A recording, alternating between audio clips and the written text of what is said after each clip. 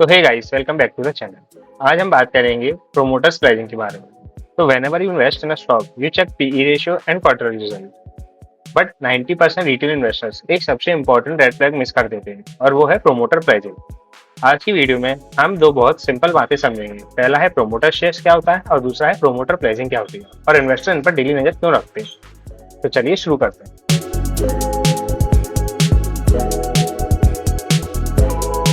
First let's talk about promoters. Company को start करने वाले, चलाने वाले या मेन डिसीजन मेकर्स को हम प्रोमोटर्स कहते हैं। फॉर एग्जांपल रिलायंस में अंबानी फैमिली या टाटा ग्रुप में टाटा सन्स, उनके पास कंपनी का जो ओनरशिप परसेंटेज होता है उन्हें हम प्रोमोटर शेयर्स या प्रोमोटर होल्डिंग कहते हैं। High promoter holding example 60 to 70%। इसका मतलब है कि फाउंडर्स को अपनी ही कंपनी पर पूरा भरोसा है। लो प्रोमोटर्स होल्डिंग, इसका मतलब है प्रोमोटर्स का स्किन इन द गेम कम है। तो लेकिन सिर्फ होल्डिंग देखना काफी नहीं है, असली गेम शुरू होता है जब ये शेयर्स प्लेज हो जाते हैं। Now let's understand promoters pledging क्या होता है। तो सिंपल वर्ड से बोले, प्रोमोटर्स प्लेजिंग का मतलब है अपने शेयर्स को गिरवी रखकर बैंक या लेंडर से लोन लेना। तो एक एग्जांपल समझते हैं। मानो आपको अपना बिजनेस एक्सपेंड करना है और उसके लिए आपको चाहिए 10 लाख रुपए, लेकिन आपके पास कैश नहीं है और आपके पास एक घर है। आप बैंक जाते हो, घर के पेपर्स गिरवी रखते हो और लोन ले लेते हो। ठीक वैसे ही जब कंपनी के प्रोमोटर्स को बिजनेस एक्सपेंशन या डेब्ट पे ऑफ करना या पर्सनल फाइनेंशियल नीड्स के लिए पैसे चाहिए होते हैं, तो वो बैंक के पास जाकर अपने कंपनी के शेयर्स को गिरवी रख देती है, जिसे हम कहते हैं प्लेज, और उससे फंड रेज कर सकते हैं। The biggest question, why do investors stay so cautious?